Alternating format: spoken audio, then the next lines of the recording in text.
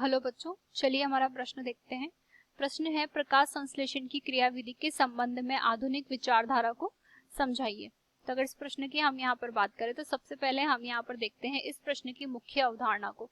तो इस प्रश्न की मुख्य अवधारणा के अंतर्गत हम यहाँ पर कह सकते हैं कि जो पादप होते हैं उनके अंतर्गत यहाँ पर जो है भोजन के निर्माण की जो क्रिया होती है उसमें यहाँ पर उस क्रिया को हम सामान्य रूप से यहाँ पर जो है प्रकाश संश्लेषण की क्रिया कहते हैं। अब प्रकाश संश्लेषण की क्रिया की अगर बात करें तो इसके कुछ मुख्य बिंदु यहाँ पर होते हैं।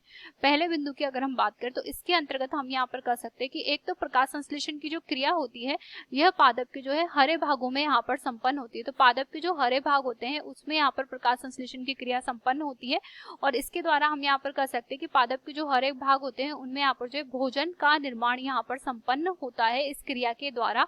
दूसरे बिंदु की आवश्यकता यहाँ पर है कि दूसरा बिंदु जो होगा वो होगा कि यहाँ पर मुख्य रूप से जो है प्रकाश की आवश्यकता होती है, यानी कि अनिवार्यता यहाँ पर हम इसे कह सकते हैं। प्रकाश इसके लिए यहाँ पर जो है अनिवार्य है। तो यहाँ पर हम कहेंगे कि प्रकाश की यहाँ पर जो है आवश्यकता होती है। इसके अतिरिक्त अगर तीसरे बिंदु की हम यहाँ पर बात करें तो हम यहाँ पर कह सकते हैं कि ये जो क्रिया होती है उसके अंतर्गत यहाँ पर एक प्रक्रिया संपन्न होती है। उस प्रक्रिया में यहाँ पर CO2 तथा यहाँ पर हमारे पास में जल के अणु होते हैं। CO2 के अणुओं की अगर बात करें तो इनकी संख्या 6 यहाँ पर होती है और जल के अणुओं की बात करें तो इनकी संख्या 12 यहाँ पर होती है। और यहाँ पर इस प्रक्रिया के द्वारा यहाँ पर जो है प्रकाश की हमें आवश्यकता होती है। तो सूर्य का प्रकाश यहाँ पर सामान्य रूप से होता है और इसकी वजह से यहाँ पर जो है C6H12O6 यानी कि ग्लूकोज का निर्माण संपन्न हुआ है और यहाँ पर जो है 6 मॉलिक्यूल ऑक्सीजन के निकलते हैं और इसके साथ में जल का निर्माण भी यहाँ पर संपन्न हुआ है।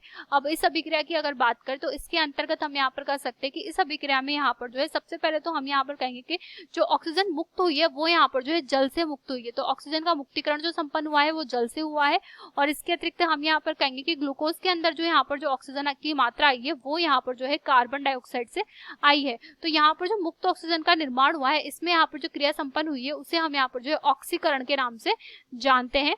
और यहाँ पर अगर अगले पद की बात करें तो इसके अंतर्गत जो क्रिया संपन्न हुई है उसे हम यहाँ पर जो है अपचयन के नाम से जानते हैं। तो हम यहाँ पर कह सकते हैं कि जो प्रकाश संश्लेषण की क्रिया है इसे हम यहाँ पर जो है एनाबॉलिक कहते हैं, अर्थात यहाँ पर जो है ऑक्सीकरण की क्रिया भी संपन्न होती है और इसके साथ में यहाँ पर जो है अपचयन की क्रिया भी इसके अंतर्गत यहाँ पर संपन्न होती है।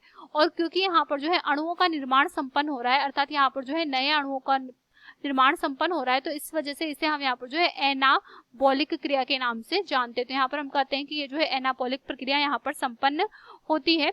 और यहाँ पर हम कहेंगे 5 और सबसे मुख्य बिंदु कि ये जो होती है ऊष्माशोषी यहाँ पर होती है, यानी कि इसके लिए यहाँ पर जो है ऊर्जा की आवश्यकता होती है। तो ये एक ऊष्माशोषी प्रक्रम यहाँ पर होता है। आशा करते हैं आपको ये प्रश्न समझ आया होगा। धन्यवाद।